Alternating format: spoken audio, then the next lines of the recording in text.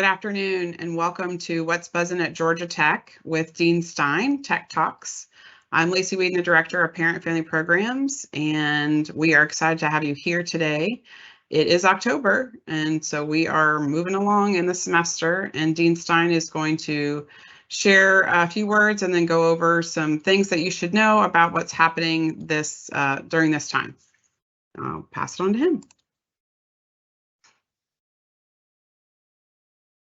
Good afternoon and greetings from my office at Georgia Tech. It's good to talk to you again.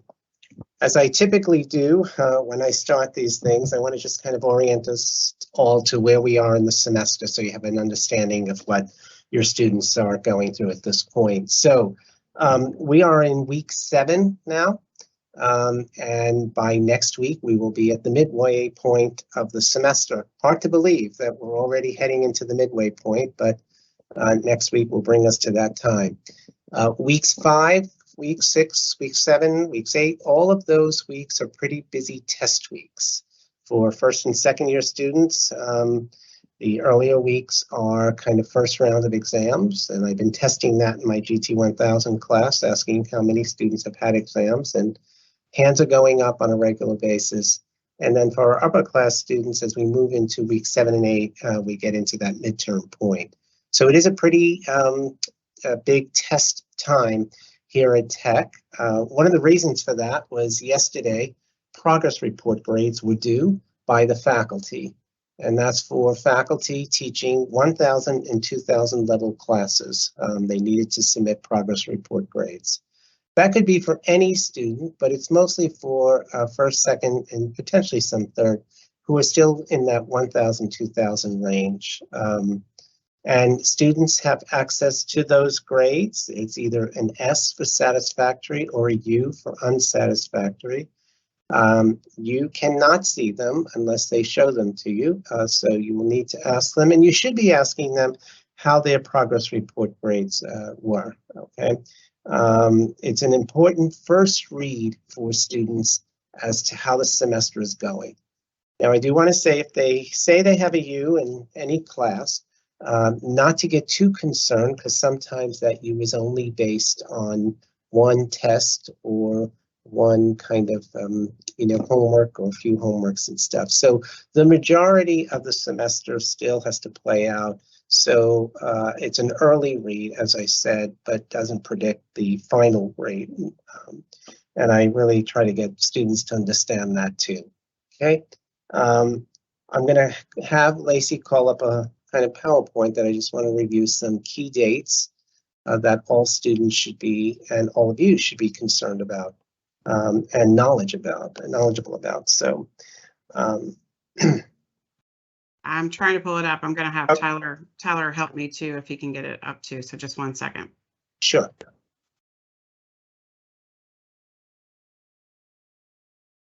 But in the meantime, what I'll say, if you're not local, then what else? We have a beautiful stretch of weather here. It's been absolutely beautiful, sunshine and very, very comfortable temperatures. And I think that students have taken advantage of that by being outside and taking some breaks, which is always good.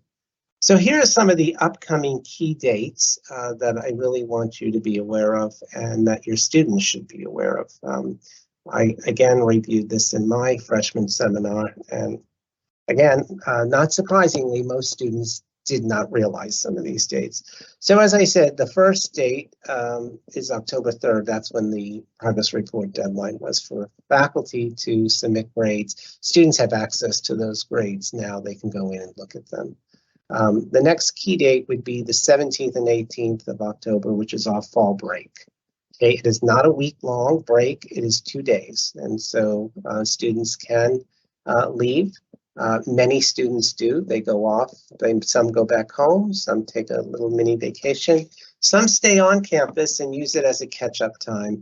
But it is a kind of pause after 7, 8 weeks of a semester to just catch your breath and get ready for the final run to the end. The 26th of October is when schedule of classes will be available for spring term. Very, very important date. That's when students go online and start looking at the classes that are being offered for spring semester. Okay, and they should be going in and trying to build a schedule for next semester at that time. And they should have, alternatives, not just 4 or 5 exact courses. They may get those, but they may not. So they should have some alternatives. If they don't get the first choice, then what's the next choice? The 29th of October is the deadline for grade substitution. This would not really be anything that first semester first year students would be concerned about. It's for students who have been here and are trying to substitute out a grade from a previous semester. That's the deadline, very important deadline that they should follow. It is also for all students the last day to withdraw from a class or the semester without penalty. So if a student is really feeling like they're not going to pass this course, this is the deadline, the 29th, to withdraw from that class. And after that, they must stay in that course, and then, whatever grade they earn, that's the grade that would be on their transcript. So when I talk to students about withdrawing, I think there are some things that they have to make informed choices around this. So if they're on financial aid, they should go over or call over to financial aid and just say, what, if any, are the consequences if I was to withdraw from this class? What are the consequences if I was to withdraw and fall below full time, if they're going from, less than 12 credits? If they're on scholarships, what are the consequences to withdrawing from a class or falling below full time if I have this scholarship? Okay, so they want to make informed decisions around this. And withdrawing is not terrible, but it needs to be strategic and it needs to be informed. So you don't just hit the button and withdraw without understanding the consequences of that withdrawal. Okay, so if they need help with that, their academic advisor can assist them. If they want to come in and talk to someone in the dean's office, then we can help them to think that through. Phase 1 of registration starts on November 7th. So from October 26th up until November 7th, that's the time that they can start going in and looking at all the classes that they're offered. Phase 1 starts on the 7th, and that is done by your time tickets. So depending on your class year and the number of credits you've earned, you are given a specific day and time that you then can access registration, go in and register. You can always access it after that time, but you cannot access it before it. So you have to go in on the day and time that it's given to you, and then you're able to just go back and change things after you initially go in. Okay. The 23rd and 24th of November, there are no classes. That is our break for Thanksgiving holiday for those that celebrate it. And next slide, please. And then December 1st is the deadline for a leave of absence. So if the student decides that they wanted to take a leave of absence for spring semester for whatever reason, December 1st would be the deadline for that. They can go online, fill out the form for the leave of absence. And December 8th through the 15th is final exams. And then the 16th would be commencement. The 20th is when grades would be available to students because grades are due after commencement. And then the 26th through the 30th is winter break. Okay. So those are the key dates that I think it's important for you and your students. Now, one of the things I'll say, and I think I said this once before in a talk that I gave, if they're traveling a distance back home, whether it's internationally or another part of the country, please make sure that they understand their final schedule and they don't have you or they themselves don't arrange for a flight that's going to conflict with the final. Okay, they must take their finals and they must be here because a faculty member can always deny the student the right to take the final And there are students that say, I didn't realize I had this final on this day and I already have a flight home. So please make sure that they plot out their finals. That final exam schedule, I believe, is already online at the registrar's website that they can look at it. Okay. Next slide, please. Next slide. Go to the next one and then we can come back. Oh, okay. I don't think you have the right PowerPoint, but that's okay. So let me, there was an updated PowerPoint. So let me go over the slides that you probably can't see. But at this point, what I would say, what I want to talk about is what's it important to know, right? At this point in the semester, 7 weeks in, here's what students should be doing if they really want to stay on track to be successful. One is they have to really assess realistically how things are going. And I mean that both on the academic side and personally and socially, okay? So like pause for a moment and think, how is this semester going? We're almost halfway through. How am I doing?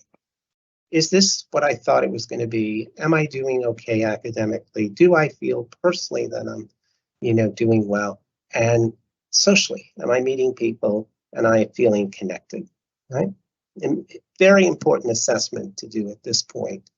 Because if the answer is no to any one of those, there are things that you can do to improve and enhance in each of those areas. And you still have the whole second half of the semester left to be able to do it. Okay. The second is to review your goals and determine if they're realistic. What are your anticipated grades by the end of the semester?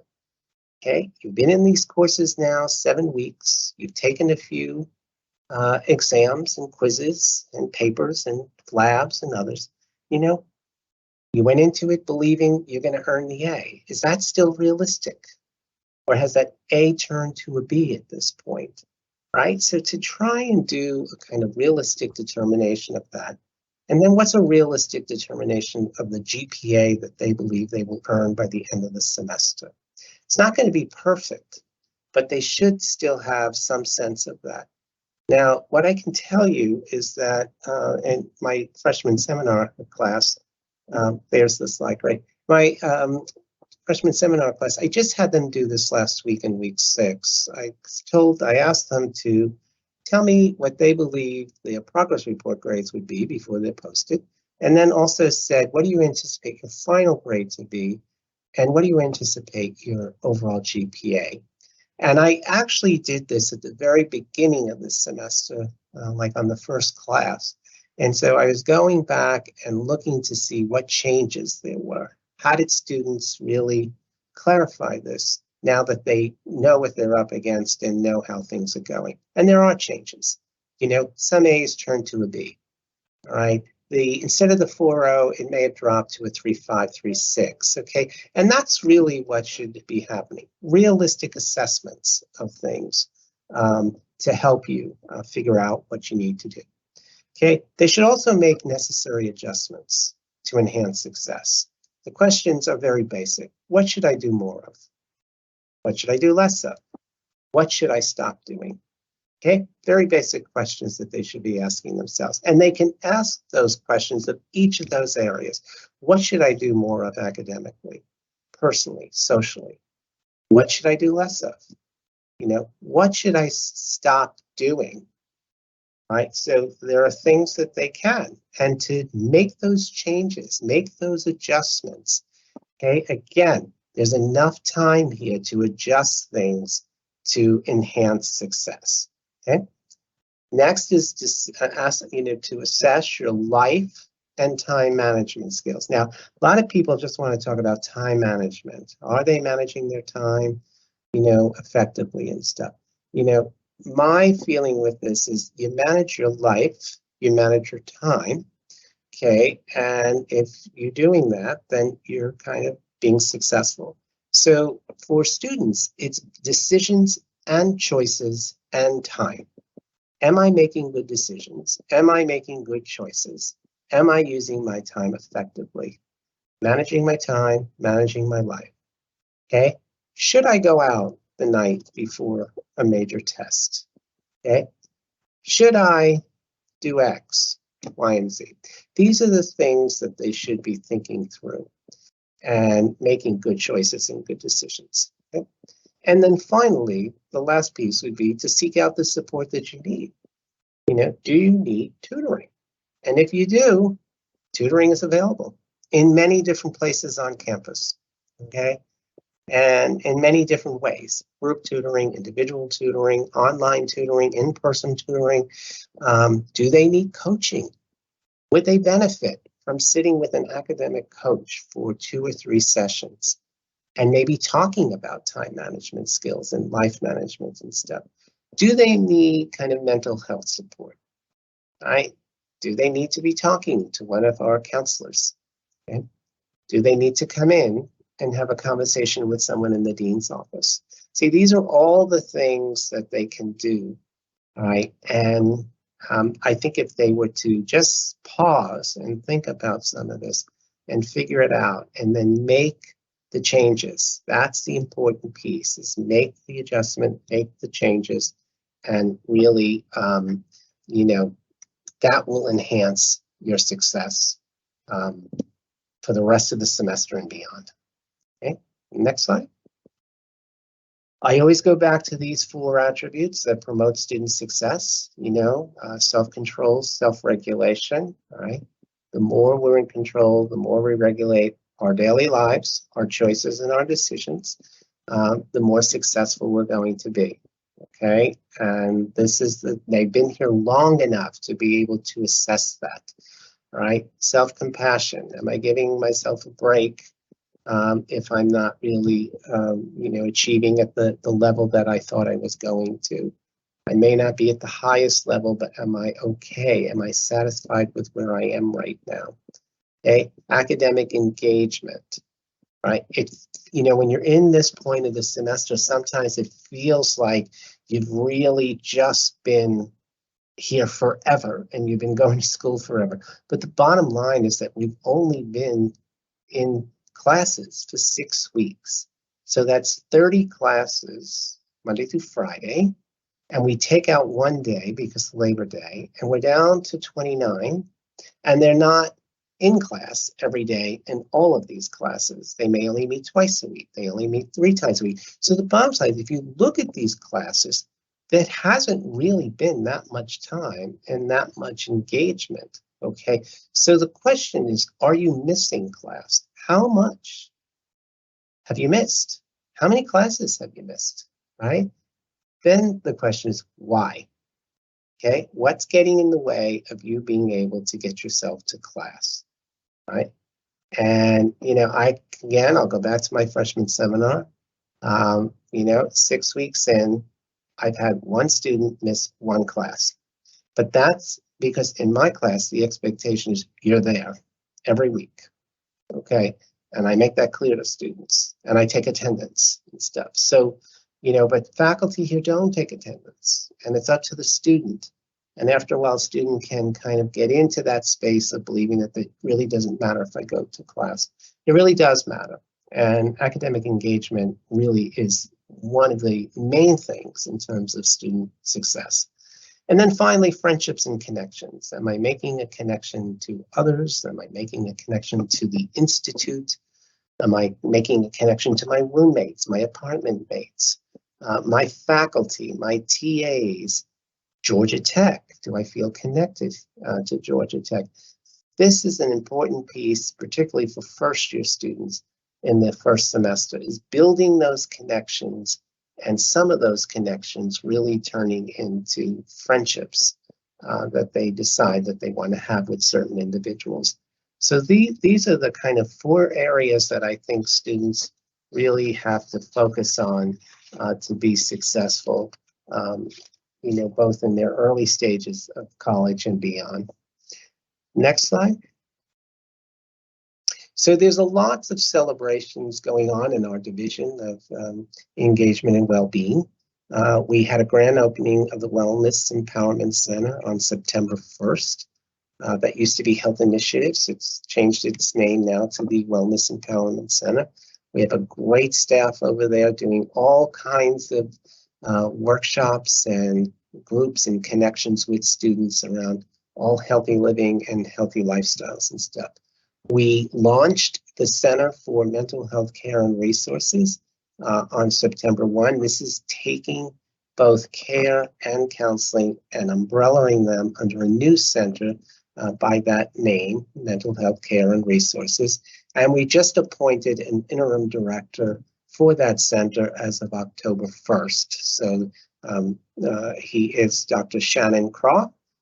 He is a psychiatrist and was our lead psychiatrist in our psychiatric clinic here on campus.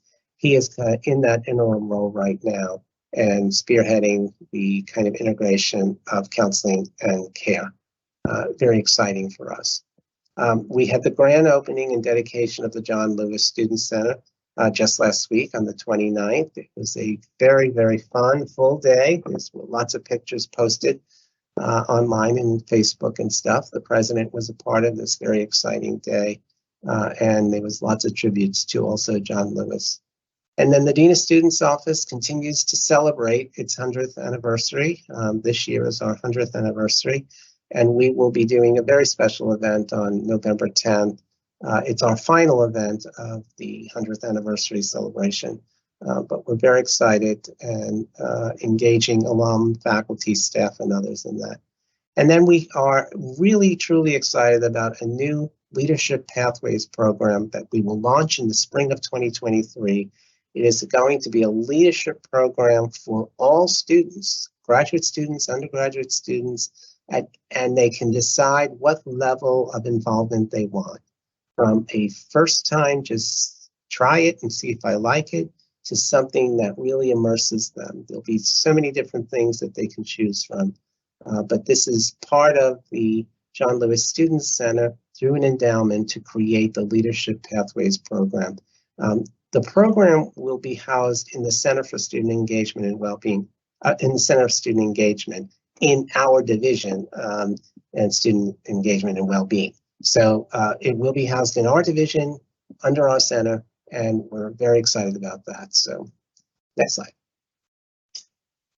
So at this point, what I'll say is I am happy to answer any questions that you might have or to address anything that you would like information about. And if you want to type it into the chat, then I can try to answer your questions or direct you to places where you can get the answers that you need. Does anybody have anything that they really want to address? So it looks like we have a few questions there. The first question, if a student withdraws from class, are they able to join another one, or that means that they just don't have that class anymore? Yeah, if a student withdraws this semester from the class by that deadline, no, they cannot add another course. They have to wait till spring semester when they are registered again. So their overall credits would reduce by however many credits that course was. So if it was a 2-credit course and they had 15, it would go down to 13. If it was a 3-credit course, it would go down to 12. You know, and it just means at that point, if they withdraw from the class, then they focus on the remaining courses for the rest of the semester. But that course that they withdrew from is done. They would not do anything else in terms of that course. The one thing I will say that I always recommend to students is if you're going to withdraw, you should email the professor and let them know that you've withdrawn from the class so that they know your plan. Otherwise, they're wondering, how come you haven't taken a test? How come you didn't show up for the final? So if you could just let them know, I made a decision to withdraw from your class. It's very helpful for the faculty member and for the student. Great, thank you. My student can't come home for fall break. Will some students still be on campus during that time? Oh, yes. Yes. I don't want you to believe that every student leaves the campus. Remember, our residence halls are open 12 months a year. We never close. So there'll be students here. There'll be students around. It'll be quieter, I do want to say that, but there will be students around. The one thing I am going to suggest that they do, and these things will be posted online and probably in the dining halls and stuff, is to just check the hours, because sometimes on a break like that, they move to the weekend schedule. which is different than during the week. Okay, so they just want to know when they can go and to the dining halls and eat and stuff. So just have them check online. If it's not online, not posted, then they should ask someone in the dining halls what will be the schedule during fall break. Yeah, and we usually try and share that information on our Facebook page as well, just some fall break tips. Usually the communications office will send out, here's some things to do in Atlanta during fall break, and we'll reshare that as well. Another parent has asked, what if they're not feeling connected? They're not feeling connected. They should come in and try to talk to us here in the dean's office so that we can maybe give them some suggestions on how to get connected. They don't want to do that. They don't need to go to counseling. See, I don't want to turn everything into a counseling session, okay? There are other places where they can go. They can go over to the Center for Student Engagement, and they can sit with one of the staff there and just say, you know what, I'd like to figure out ways that I can get involved on campus. We have over 500 organizations on campus, and they will help explore with the student where their interests lie, and then maybe offer some thoughts on some organizations that they might want to choose to get involved in. Okay, they can, if they're a resident student, they can talk to their RA about it and try to get some thoughts there. Okay, so there are a number of places that they can go and have conversations with individuals about how to connect, and and do it in a way that's comfortable for them, so that they don't feel like they are obligated to something, or that they're, really at that point committed to something. If they just want to try something, they should just try it. Students sometimes feel like, oh, I can't go to just one meeting because if I don't like it, how am I not going to be able to go back? You can just go to one meeting. You don't have to go back if you're really not interested. Okay, it's just that they place that burden upon themselves that they feel like they have to go back. So, yeah.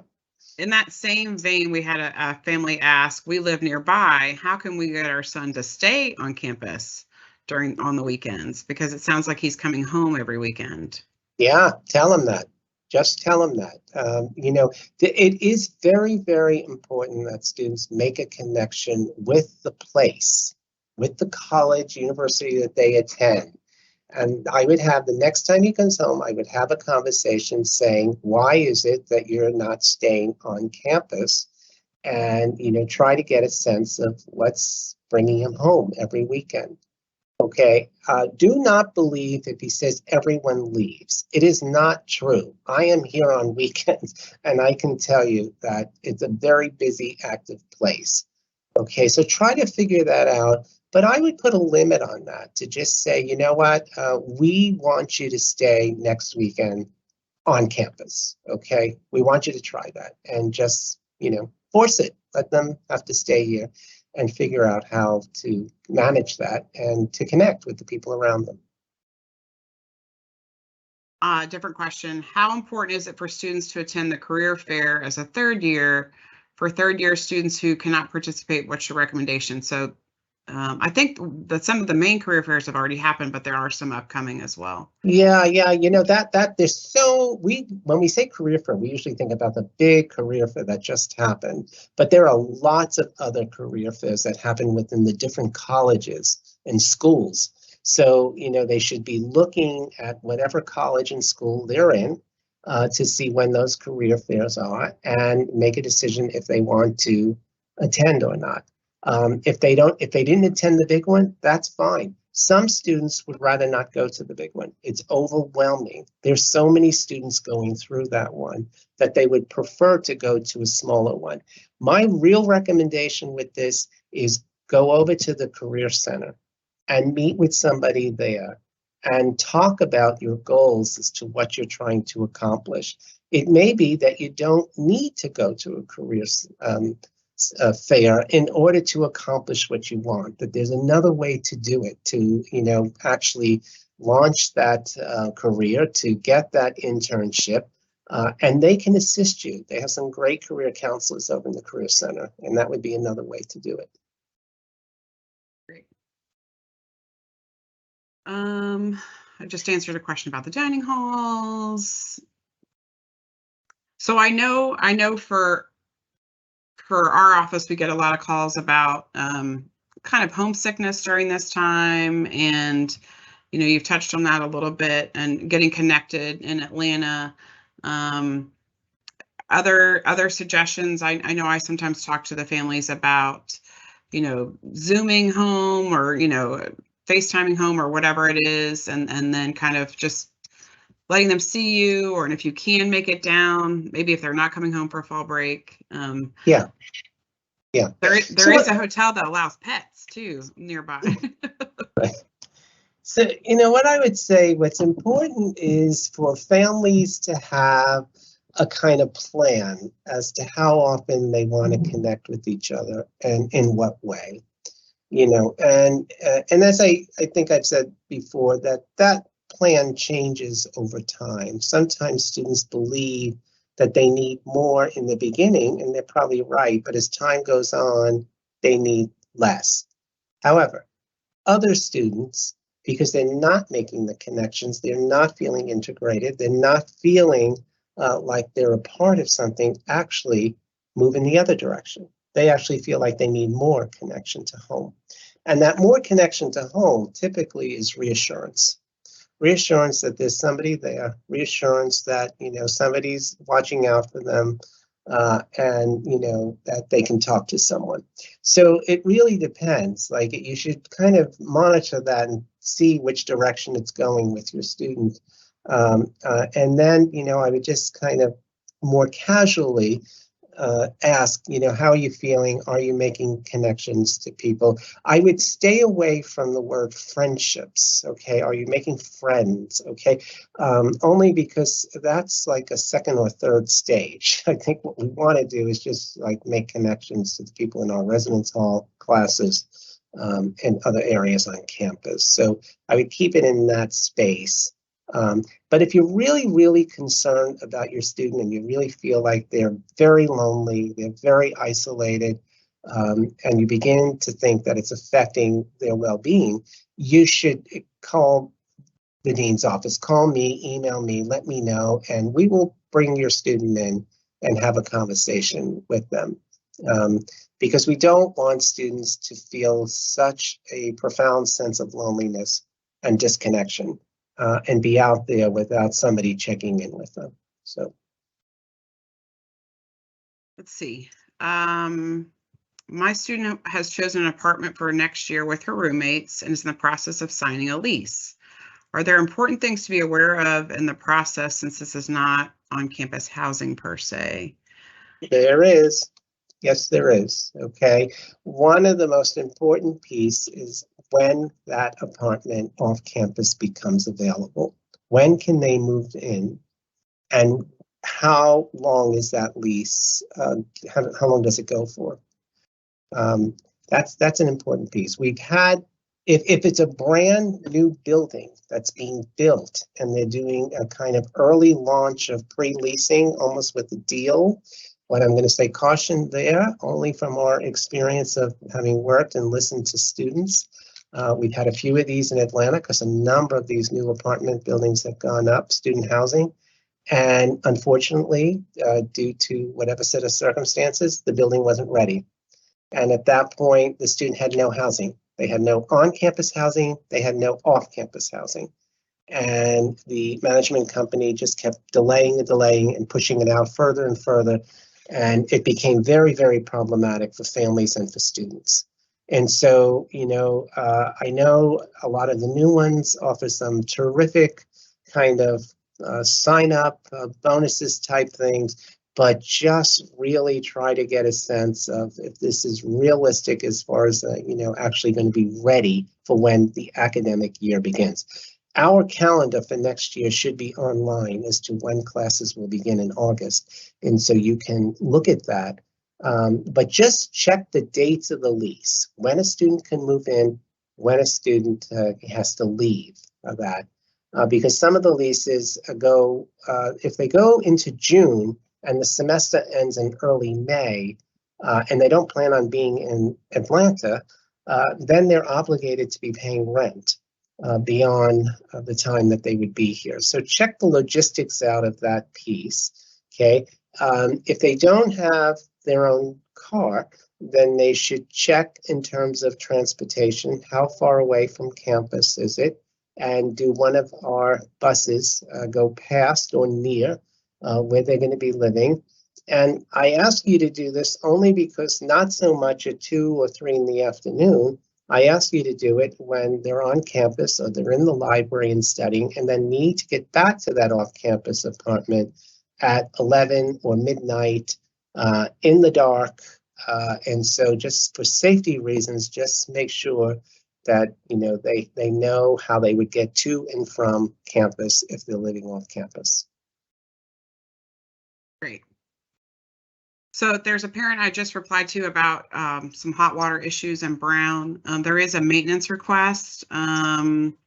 Says that you've put in several maintenance requests. If you want to email our office at parents@gatech.edu, parents@gatech.edu, we can send an email on your behalf as well, just to see what we can do to continue to support you. I know I have had some families talk about this in other buildings as far as hot water. This happened when I was in college years ago. Sometimes you have to figure out when the best time to take a shower is. Is it late night? Is it early morning? I know I always took my showers late at night. But are there other questions that people have? Well, let me just say in relation to that, if you're going to send Lacey an email, one of the things I would be really clear on is how many work orders have already been put in. 1, 2, 3. When was the first one put in? How many weeks ago? Okay, the more specific you can be about things, the better in terms of really impress upon the housing staff and others the need to address this immediately. So. Okay, great. The parent that asked about the off-campus housing was added that it's going to be a square on 5th and it's for a full year. And it's got the bus stop right there at Tech Square. So yeah, Square on 5th has been around for a while. Many students from Georgia Tech have lived there. They're used to our schedule, our calendar and stuff. The bus stop is right there. Yeah, I mean, that's been in place for a while. So I think, if they had any issues when they first opened up, they've had a long time to work those out and stuff. So. Great. I think that's all the questions we have for today. Let me send myself live. Dean Stein, do you have anything else that you want to add before we close? Yeah, I want to just say that, it's been an exciting semester so far. We've had some really terrific and wonderful things happen here, and, we'll continue to move ahead. Always contact us if you have anything that you're really concerned about or want us to address. And, just keep in touch with your students and know kind of where they are. So, as I said, by next week, we will enter the midway point and then make our way through until the end of the fall term. So thank you for joining me, and have a good day.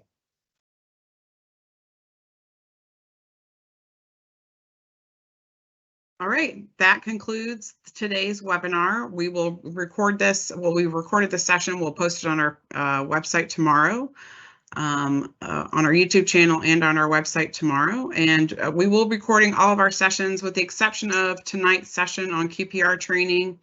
We will not be recording that one or the following QPR training. Those are just kind of sensitive topics and we won't be recording those, but we hope you can join us tonight for QPR training or our upcoming webinars. The schedule is listed on our website, and we will chat with you soon. Have a great day. Bye-bye.